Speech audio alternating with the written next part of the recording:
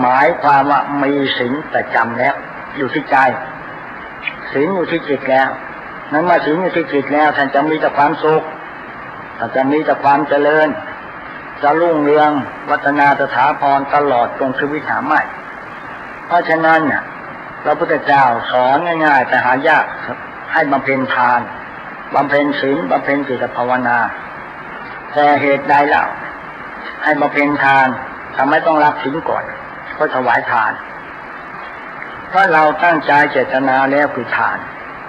ตั้งใจว่าจะมาถวายผ้าไตรถวายเครื่องสัพพริวารังหรือถวายสังฆทานพอตั้งใจเราก็ได้บุญแล้วนะทำด้วยความตั้งใจได้บุญแน่นอนยังไม่ถวายพระสงฆ์องค์เจ้าหรือยังไม่ได้ให้ทานเพียงแต่ตั้งใจว่าจะให้ทานตั้งใจจะทำบุญตั้งใจจะสร้างกุศลให้กับจิตด้วยความตั้งใจจริงเช่นนี้แล้วเราก็เกิดความสุขสบายอกสบายใจสมัยพุทธกาลนานมาแล้วตั้งใจจะทอดกฐินแต่ยังไม่ได้ทอดสบายอกสบายใจตั้งใจจะถวายพระป่าแล้วก็ทอดกฐินด้วยดีอกดีใจนี่ยกตัวอย่างให้เห็นสมัยพุทธกาลได้บุญแล้วยังไม่ทอดยังไม่ได้ทอดกฐินทอดพระป่าจะได้บุญต่อไหนเพราะตั้งใจจะทำบุญบุญก็มาเนี่ยก็เกิดความสุขในบ้านของเราเองสามีภรรยาก็ไม่ทะเลาะวิวาทกันเพราะตั้งใจทำบุญบุญตัวนี้แปลว่าความสุขที่เรามีศีลนั้นคือกำหนดจิตนั่นเองพอสติดีแล้วศีลก็มาเกิดขึ้นทานการกุศลการจะได้มีแต่เมตตาอยากจะช่วยคนโน้นอยากจะช่วยคนนี้ตลอดในการนี่คือศีลาจารวัตรเพราะฉะนั้นพระพุทธเจ้าบอกให้ทานบำเพ็ญทานไปก่อนทานที่เราตั้งใจที่จะทำแต่ยังไม่ได้ให้ยังไม่ถวายก็ได้บุญแล้วมาสมัยพุทธกาลนั้นตั้งใจจะทอดกฐินตั้งใจจะทอดผ้าป่าแล้วมาตายเสียตายยังไปสวรรค์เพราะบุญกุศลติดอยู่ที่จิตใจของท่านก็ท่านทำบุญก็เกิดความสุขมีความสุขเลยมีแต่วันหนึ่งคิดว่าเมื่อไรจะถึงวันกฐินแต่ก็ได้บุญแล้ว 100% ด้วย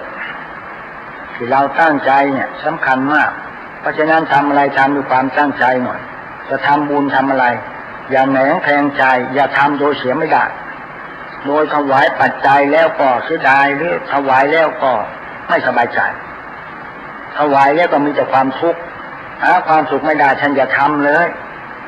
ฉันจะบริจาคทานและบำเพ็ญทานในสังฆทานจะประทานได้เพราะจิตใจไม่ดีจิตใจท่านไม่ปกติต้องไม่มีศีล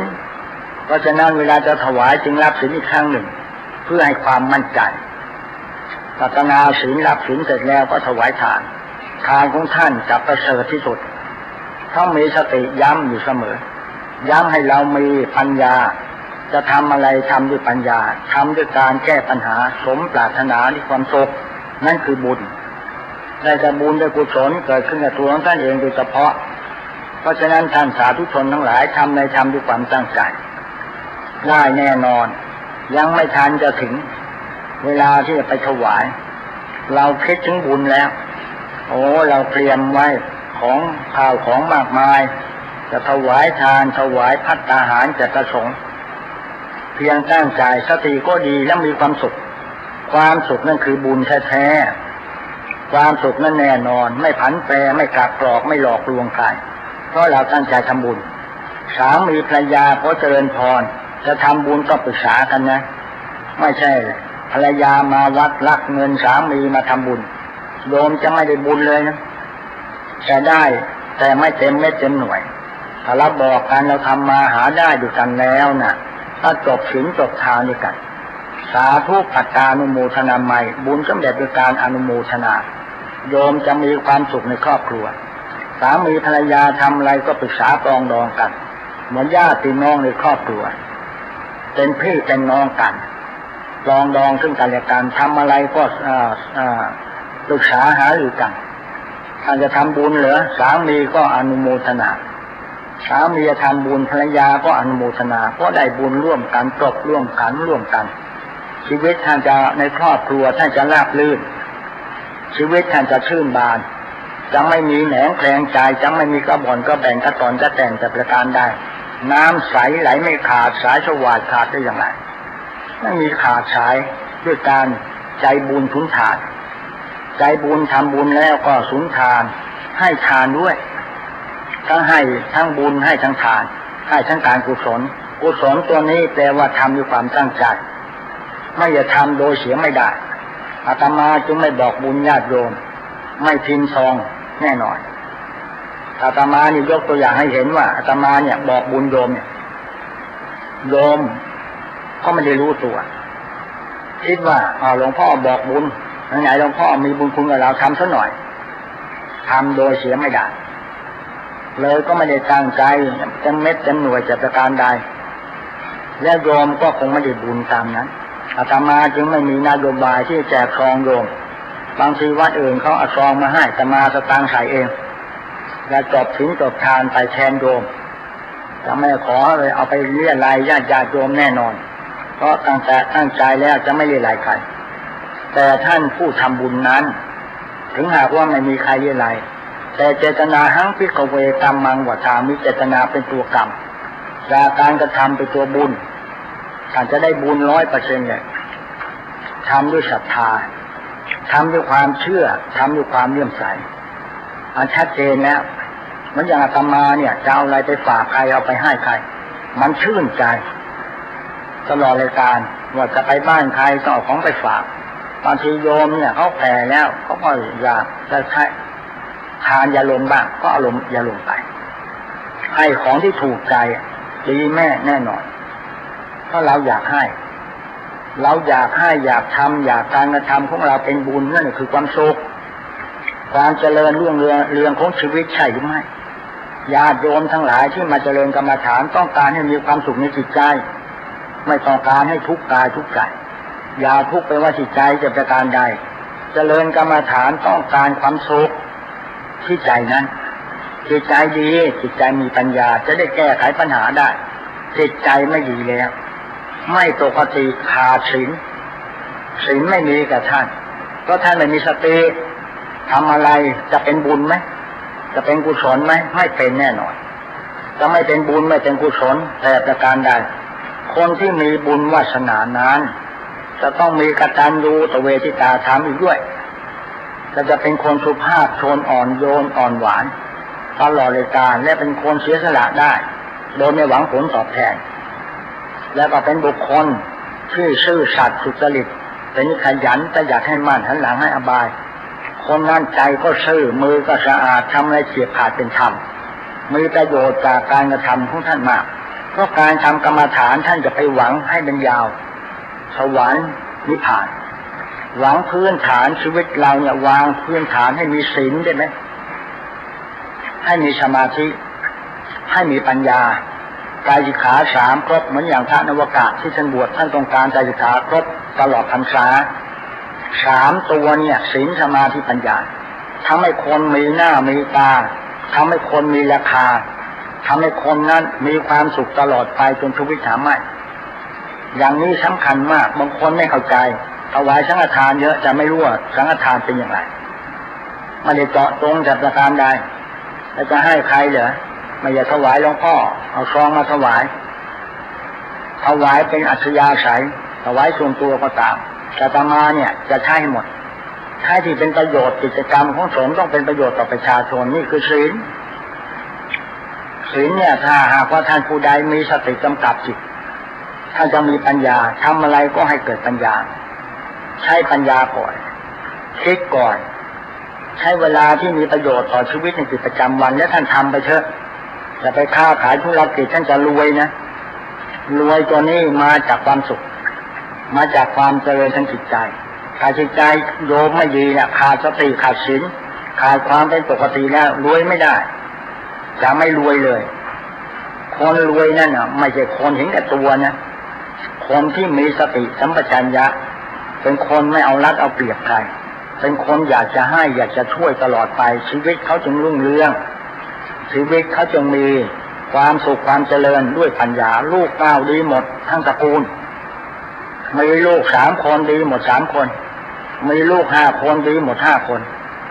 ถ้าหากว่าเป็นกระบอนกระแบ่งกระตอนกระแตนแล้วมันมีลูกก็ทั้งดีทั้งไม่ดี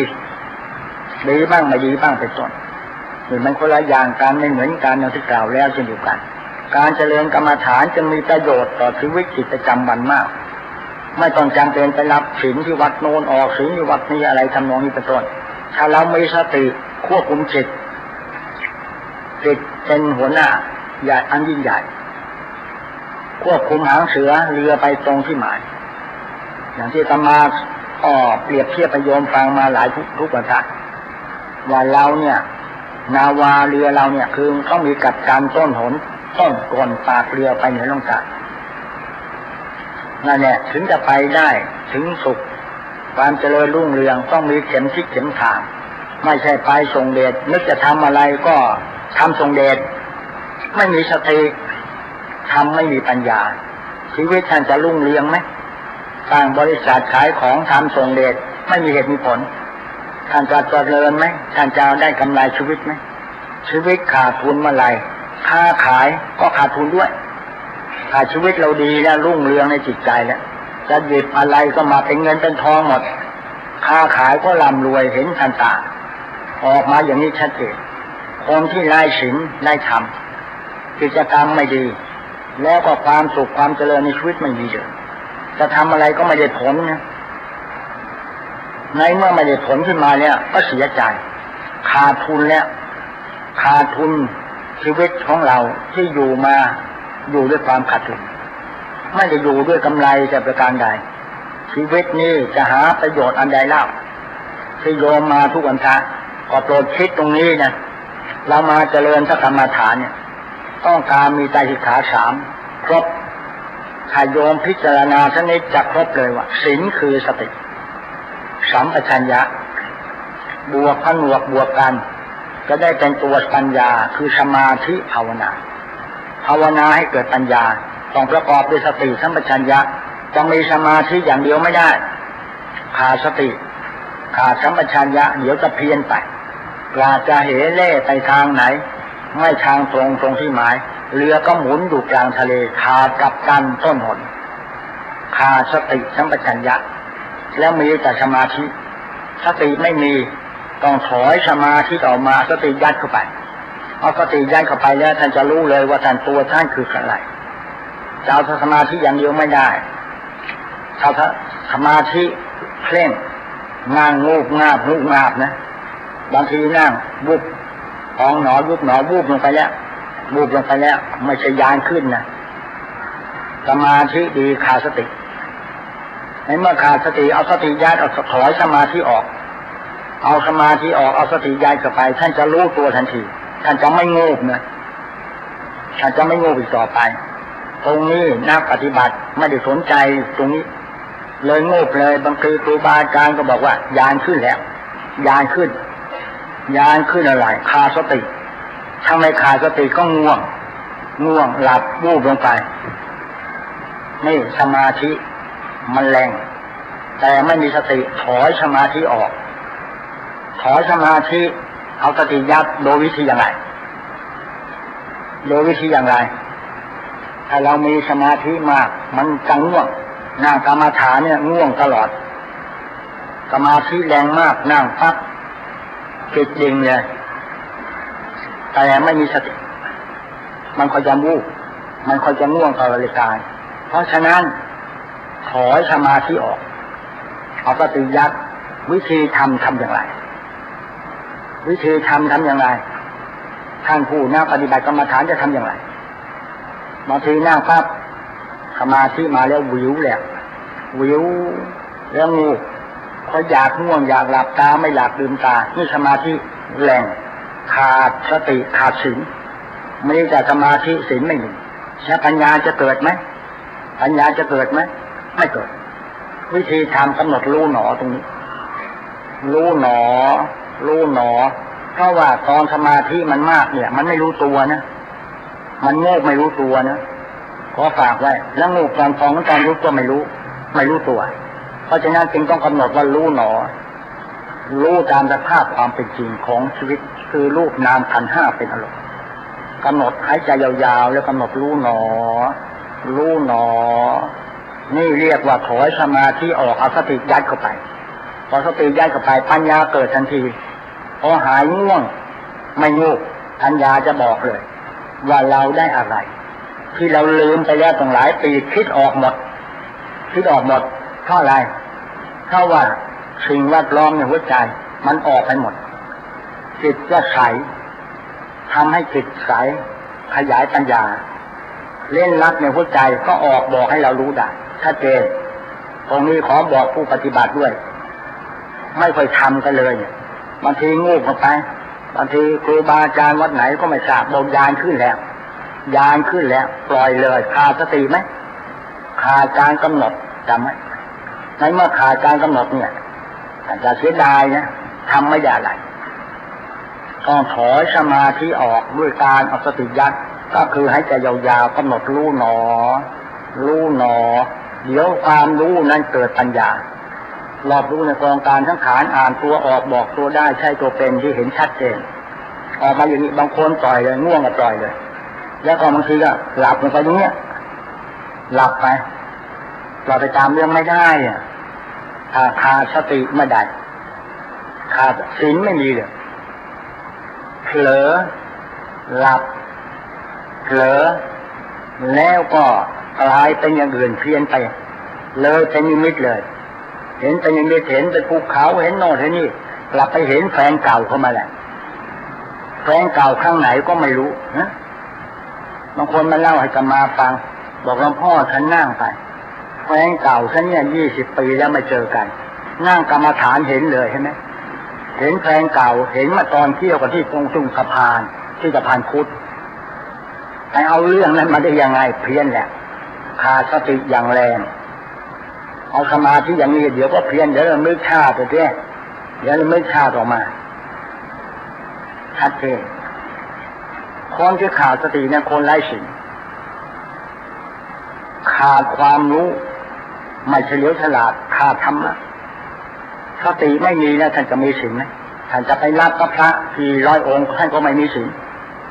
ปากรับได้แต่ใจไม่ยอมรับถ้าท่านทำเจริญกรรมฐานกำหนดทุกอริยบทมีสติตลอดท่านมีศีลตลอดชีวิตเกิดขึ้นตั้งอยู่ดับไปท่านจะไปเห็นอะไรก็เดี๋ยวก็เกิดขึ้นดังอยู่ดับไปเห็นหนอเห็นคนสวยคนรวยเห็นคนโน้นคนนี้ก็คิดไปนานาประการคิดด้วยสมาธิไม่ได้หรอกนะมีสมาธิเดี๋ยวมันก็คิดแปรรูปสภาพเหมือนทองเนี่ยเป็นแท่งแท้จับไปทำรูปพรรณเป็นสร้อยคอบ้างเป็นต้นแต่เรามีปัญญาด้วยสติทั้งปัญญาเนี่ย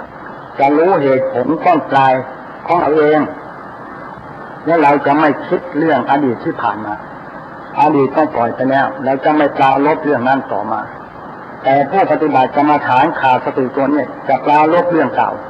บางคนเขียนหนังสือมาให้เราอาตมายาวต้องหลายหน้ากระดาษจนคิดเกียจอ่านเนี่ยไร้สาระทั้งพอใครเจออย่างงอนเจออย่างนี้เป็นความจริงอย่างนั้นหลอกลวงตัวเองนี่สมาธิเพี้ยนถ้ามีสติยัดเข้าไปกำหนดรู้หนอสักหน่อยใช่ไหมคือลิ้นตีเนี่ยรู้หนอหายใจยาวๆเพราะคนที่หายใจยาวเนี่ยอารมณ์จะเย็นลงทันทีหายใจสั้นนี่อารมณ์ร้อนยังไม่พอโมโหโทโสจากความเครียดในใจนั้นเมื่อความเครียดในใจหายใจสั้นหน้าจะดำทำหน้าจะไม่ขาวหากว่าเรามีสติสัมปชัญญะดีนะหน้าตามันจะขาวโดยไม่ต้องลงพื้นวาดแผนที่นะไม่ต้องเสียแป้ง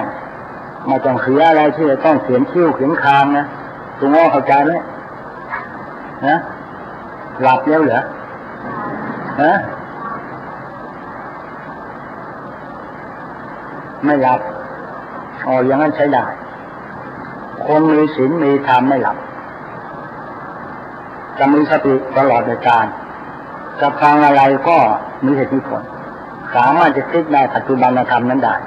นี่เพราะเหตุใดเพราะตัวเราปฏิบัติได้อย่างไรถ้าเรามีสติประกอบด้วยสมาธิด้วยแล้วมีวิริยะอุตสาหะพยายามติดตามลมหายใจหายใจเข้าพองหายใจออกยุบ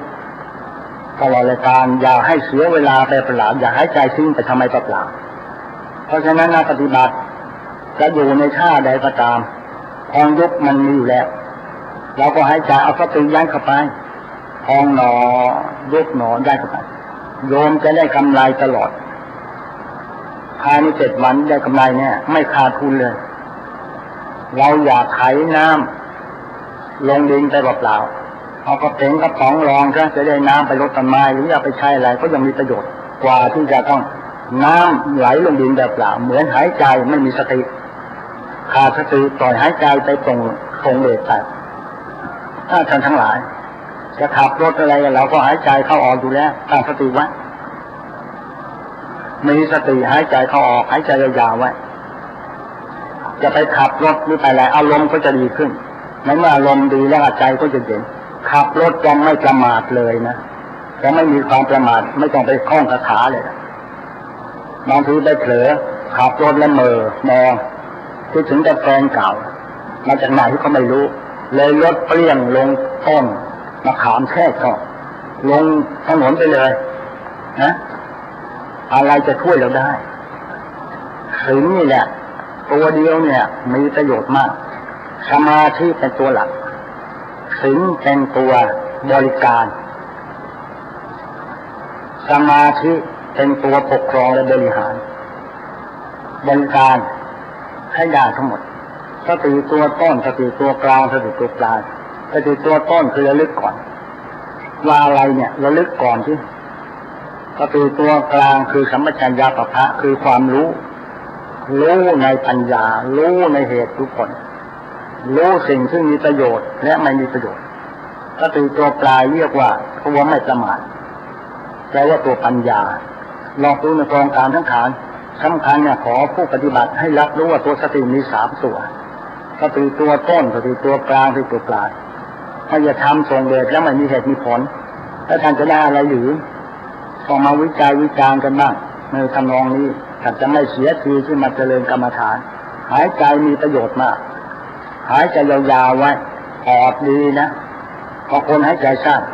ปอดเปิดเสียหมดนะกลายเป็นโรคหืดเลือดหอบเดี๋ยวก็หอบเพราะคนที่เป็นหืดหอบเนี่ยอาตมาเนี่ยหลายคนเนี่ยเชื่ออาตมาไหมหายใจยาวๆไว้เวลาปฏิบัติหายใจยาวๆไว้เวลาหืดมันจะมาหน้าฝนเราก็หายใจอย่างนั้นเลยนะเข้าโรคหืดหายไปเลยปอดก็ดีขึ้นเท่านี้เองแต่หากว่าเราไม่เคยฝึกมาก่อนเลยแต่เป็นหืดแล้วมาหายใจยาวไม่ใช่หรอกหายใจยาวแล้วหายใจไม่ทันกระพายเอาคือกระพายต้องฝึกก่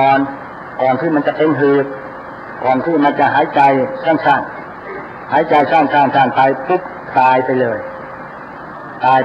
บางคนเป็นโรคหัวใจสายหัวใจตีบแน่นหน้าอกหายใจไม่ออกถ้าเคยปฏิบัติกรรมฐานมาก่อนไอ้เลือดที่วัดนั้นตีบเนี่ยมันจะกระพุ่งไปเลยนะกำหนดตรงนั้นหน่อยนะแน่นหนอเอาไปที่หัวใจรับรองเดี๋ยวเส้นที่มันตีบมันจะโปร่งออกไปทันทีมีหายหลายคนเนี่ยที่เป็นโรคหัวใจที่มานั่งปฏิบัติกรรมฐานบอกว่าหมอนัดจะผ่าเส้นหัวใจแต่ต้องเสี่ยงหน่อยแต่ต้องมาเซ็นชื่อด้วยหมอไม่รับรองว่าจะหายพอหมอก็อยากให้หายนะแต่นั่งกรรมฐานหายหลายคนหายใจยาวๆด้วยทำให้เราระลึกเหตุการณ์ได้ยาวไม่ใช่ระลึกแค่หัวบันไดหายใจสั้นๆเนี่ยไม่เกิดประโยชน์เลยหายใจยาวๆไว้เราจะได้รู้เหตุการณ์ในชีวิตได้อย่างดีทำให้เรามีความรู้เข้าใจในชีวิตของเราเองเช่นยืนหนอ5 ครั้งอย่าไปดูที่ลมหายใจเอาเลยยืนหนอลงไปอย่าไปดูที่จมูกบางคนไม่เข้าใจไปดูที่จมูกดูลมหายใจแล้วก็บอกยืนหนอเลยที่ยืนตรงนี้ก็ไม่มีสติสิสติที่กำหนดนี่ไม่ได้เลยนะไม่ได้เลยอย่าไปดูลมหายใจดูลมหายใจได้มีทางเดียวคือพองหนอยุบหนอให้ยาวไว้คนที่พองหนอยังไม่ทันหนอยุบจะ พอยุบยังไม่ทันหนอไม่ก็พองอีกไม่ได้เลยกับพองยุบหายใจให้ยาวไว้ก็ต้องเหนื่อยหน่อยนะทำอะไรมันต้องยากของดีมันต้องยากไม่ใช่ของง่ายทำยากให้ได้หายใจยาวๆเข้าไปแล้วพองหนอยุบหนอจะชัดเจนขึ้นไม่ใช่พองที่ปากพองหนอยุบหนอปากใครๆว่าได้แต่ไม่ได้เลยนะนี่แหละกายขาสามจะครบไม่จำต้องไปรับศีลที่วัดโน้นไปรับศีลศีลก็คือสตินั่นเองกับคนขาดสติสัมปชัญญะจะมีศีลได้ไหมถ้ามีศีลดีเนี่ยสมาธิก็เกิดตั้งใจจับจุดอย่าวางธุระในหน้าที่เช่นเวทนาเกิดมีเวทนาอยู่3อย่างสุขกับทุกข์ไม่สุขไม่ทุกข์มันก็เป็นอุเบกขาเวทนาก็กำหนดปวดหนอช้าๆกำหนดไปช้าๆก็ตีดีไหมดียิ่งปวดหนักเป็นการศึกษาหาชีวิตที่อดทนว่าเนี่ยเวทนาแยกออกไปพอแยกออกไปได้แล้วรับรองเลยเวทนาหายไปได้จิตไม่ไปกังวลจิตก็กลับมากำหนดที่พองหนอยุบหนอต่อไปการปฏิบัติมีอย่างนี้เท่านั้นแต่การปฏิบัตินี้น่ะจะไม่เหมือนกันทุกคนสภาวะไม่เหมือนกันเพราะกฎแห่งกรรมมีไม่เหมือนกันเพราะฉะนั้นจะไปเอาของคนโน้นไม่ได้พวกนี้ไม่ได้ต่างคนต่างตั้งใจทำในธรรมด้วยความตั้งใจเดินจงกรม1 ชั่วโมงต้องให้ถึงเดินนี่บางทีต้องงงเดินงงสายไปสายมาอย่าหยุดพยายามตั้งสติให้ได้พอตั้งสติได้เดินตรงเลยตรงนี้เรื่องสำคัญมากบางทีเดินจงกรมเลิกบอกเดินไม่ได้ไม่มีอะไรที่เดินไม่ได้บางคนเนี่ยเป็นอัมพฤกษ์เดินก็เซไปเซมากำหนดไปเพราะสติดีและสมาธิดีอัมพฤกษ์หายไปเลยไอ้ที่มือหนีบเนี่ยหายไปเลยมีตัวอย่างเยอะแต่ทำได้ไหมทำกันไม่ได้ถ้าเรามีสติอยู่ตลอดเวลาแล้วมันจะไม่พลาดจะไม่ประมาทนะทำอะไรก็ไม่พลาดตั้งแต่ประการใด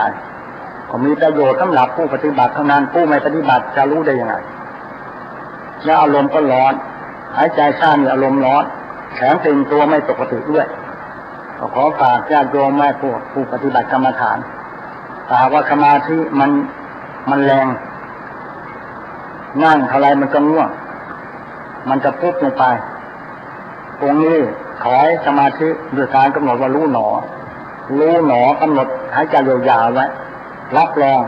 เดี๋ยวจะมีปัญญาเกิดทันทีเพราะนั่งกรรมฐานไม่เหมือนกันทุกครั้งนั่งครั้งหนึ่งก็ไม่เหมือนมันก็เกิดไม่เหมือนกันเพราะฉะนั้นอย่าท้อถอยพยายามนั่งต่อไปอย่างนี้ไม่เกิดอย่างอื่นมันก็เกิดปวดเมื่อยเวทนาจิตออกต้องหลายครั้งต่อการนั่ง1 ชั่วโมงนั่นแหละครูมาสอนเนี่ยให้เรารู้เข้าใจในตัวเรามีเวทนามากเท่าไหร่ก็นับว่าดีเท่านั้นแล้วเราจะได้รู้ว่าเวทนาเกิดขึ้นเวลาจะเจ็บป่วยไข้จะได้ไม่ต้องทรมานเรามีสติสัมปชัญญะศีลสมาธิปัญญาครบนี่คือเพื่อนตายอยู่ตรงนี้บางคนมาถามนั่งกรรมฐานเมื่อไหร่เวลาตายจะทำยังไงคะเอาอะไรมากำหนดพอกำหนดกรรมฐานไปอย่างเงี้ยนะมันไม่สบายใจก็กำหนดมันปวดตรงไหนก็กำหนดอย่างที่เรานั่งกรรมฐานเท่านั้นเองนะแล้วมันก็แก้ไขได้เฉพาะตัวเองที่นั่งได้การฝึกถ้าเราไม่ฝึกนะถึงเวลาขึ้นมาจะต้องไปผ่าท้องหรือว่าจะต้องมีเวทนาอย่างแสนสาหัสเราจะได้คู่เราไปเราจะได้กำหนดดีไม่ดีอาจจะโรคหายได้ด้วยการเดินจงกรมไปก่อนเพราะฉะนั้นเดินจงกรมเนี่ยอย่าเลิกก่อนจะนั่งต้องเดินจงกรมโยมกลับไปบ้านเนี่ยไม่เดินซะแล้วเอาแต่นั่งแล้วนั่งก็ไม่ได้กำหนด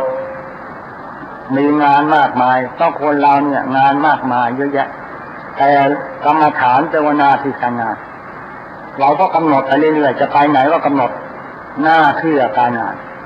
ถ้าเรามีสติสัมปชัญญะศีลสมาธิปัญญาเกิดขึ้นกับเราหน้าที่ก็ดีขึ้นการงานจะไม่เสียเลย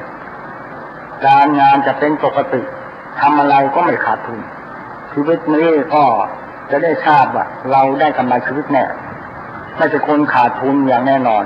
ทำอะไรก็ไม่พลาดไม่ผิดชีวิตนี้ก็ไม่แรงแค้นมีแผนผัง ทำอะไรก็เดินตรงที่หมายตลอดเวลาจะไม่มีความประมาทพลาดพลั้งแต่ประการใดจะไม่หาเรื่องกับใครจะไม่ขอทะเลาะกับใครต่อไปแล้วและจะไม่สร้างบาปต่อไปไม่ให้ตัวเองเดือดร้อนแต่ประการใดที่ชัดเจนเพราะฉะนั้นการปฏิบัติเนี่ย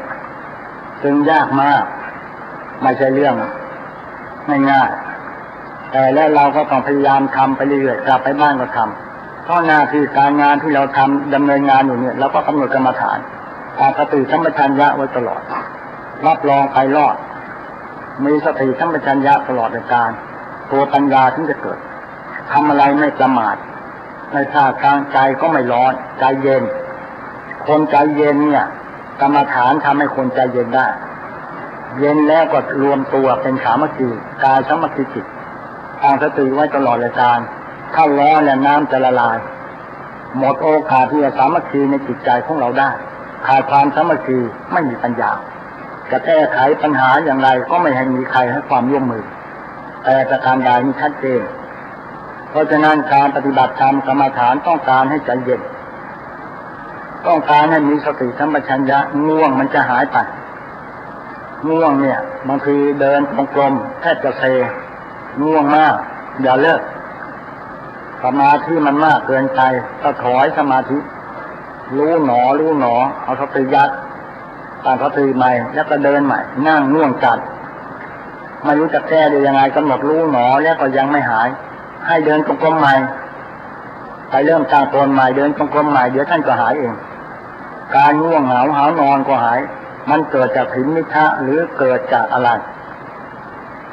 หรือเกิดจากจิตใจที่เป็นกิเลสมาบางประการเราจะได้รู้การเดินจงกรมเนี่ยสำคัญเหมือนกันเพราะฉะนั้นการปฏิบัติธรรมเนี่ยเกิดเวทนาแล้วก็กำหนดจิตเป็นธรรมชาติตรงคิดอ่านอารมณ์เนี่ยแล้วก็พูดซ้ำกันมาอยู่ตรงนี้แต่ผู้ปฏิบัติไม่กำหนด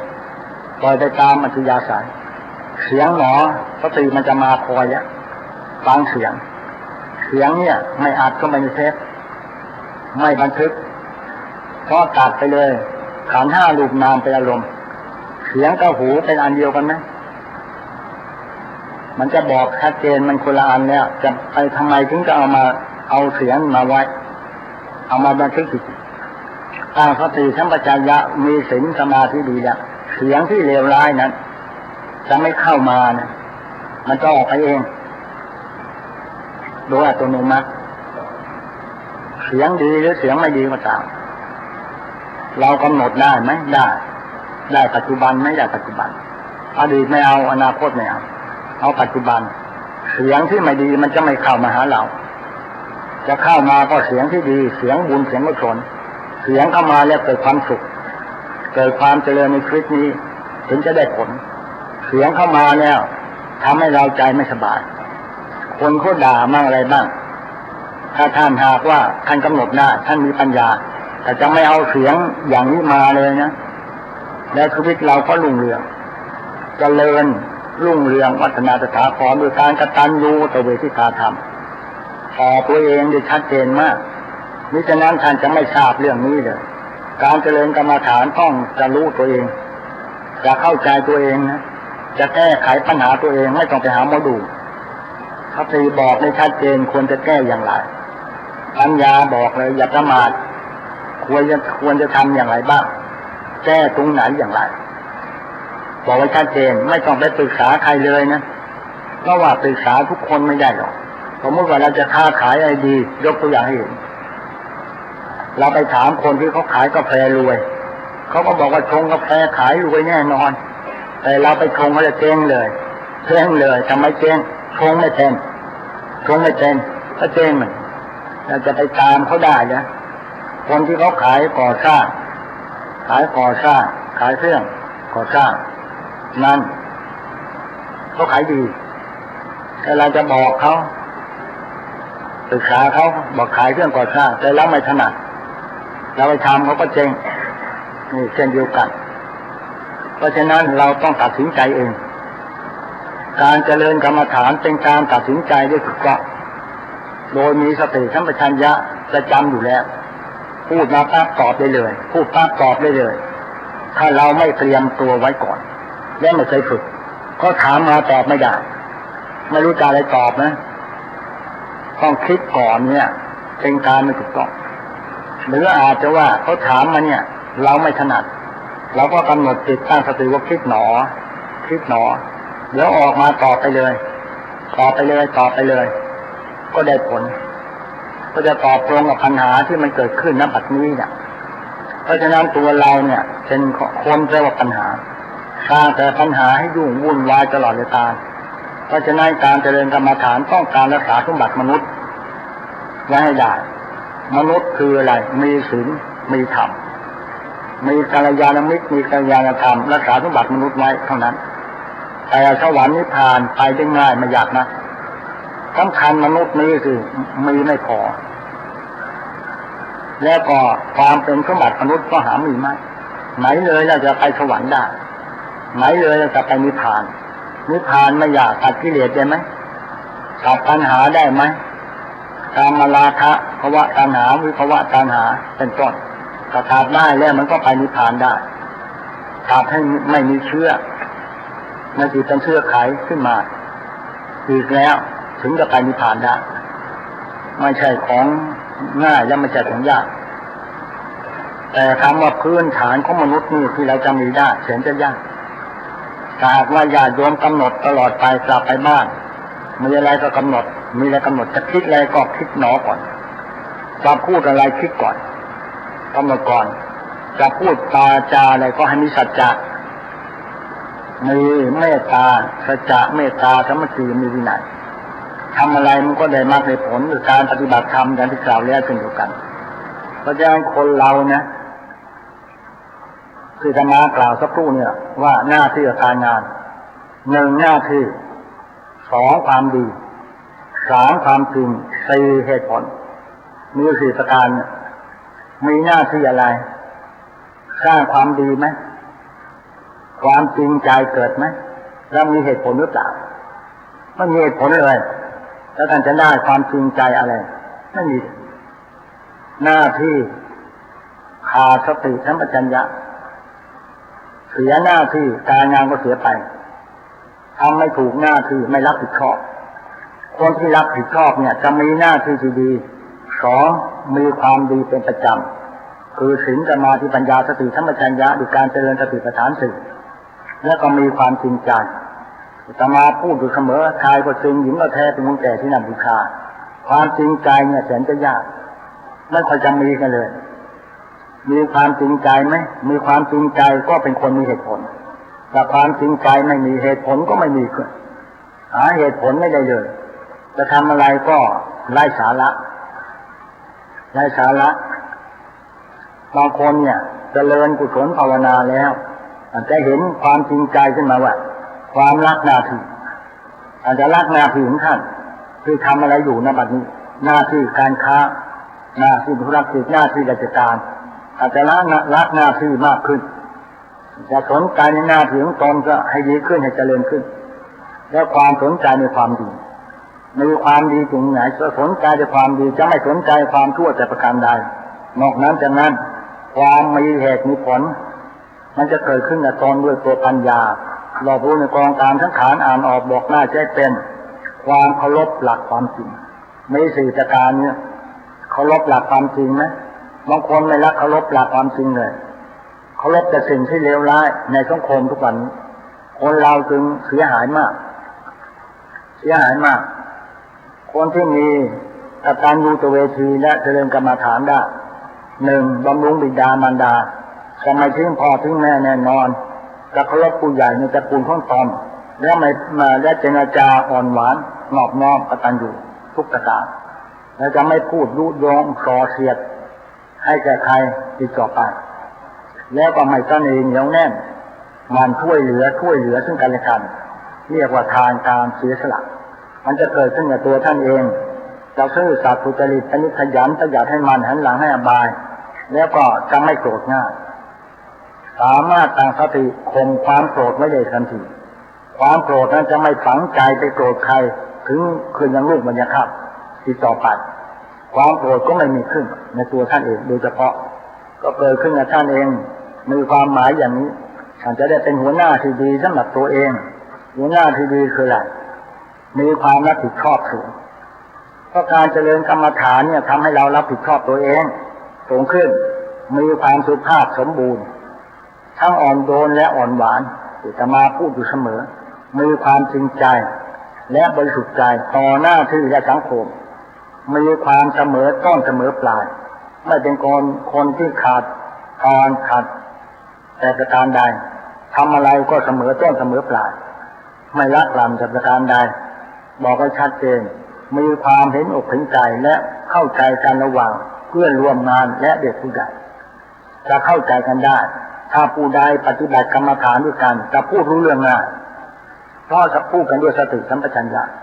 คนที่ไม่ปฏิบัติธรรมเนี่ยไปพูดไม่ค่อยรู้เรื่องเหมือนอย่างลูกเสียงพ่อแม่กล่าวเล่ากับพ่อแม่เป็นต้นอย่างนั้นไอ้โดนพ่อแม่ไม่มีธรรมะอีก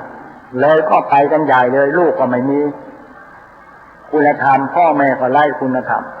เลยก็เลี้ยงกันไม่รอดไม่เป็นยอดดีไม่ได้ออกมานี้ชัดเจนมากก็ขอฝากท่านทั้งหลายไว้ด้วยคนเรามีความสุขุมรอบคอบเจริญสติปัฏฐานสี่มีสติจะเป็นการเจริญสุขุมการมีความสุขุมรอบคอบในภารกิจทั่วไปจะไม่เป็นคนหยาบคายจะประการใดมีชัดเจนมากเป็นภารกิจทั่วไปจะรับผิดชอบสามารถแก้ไขคลี่คลายแก้ปัญหาชีวิตและปัญหาสังคมและเหตุเกิดเฉพาะหน้าสถานการณ์ปัจจุบันได้ทันท่วงทีแก้ปัญหาต่อหน้าได้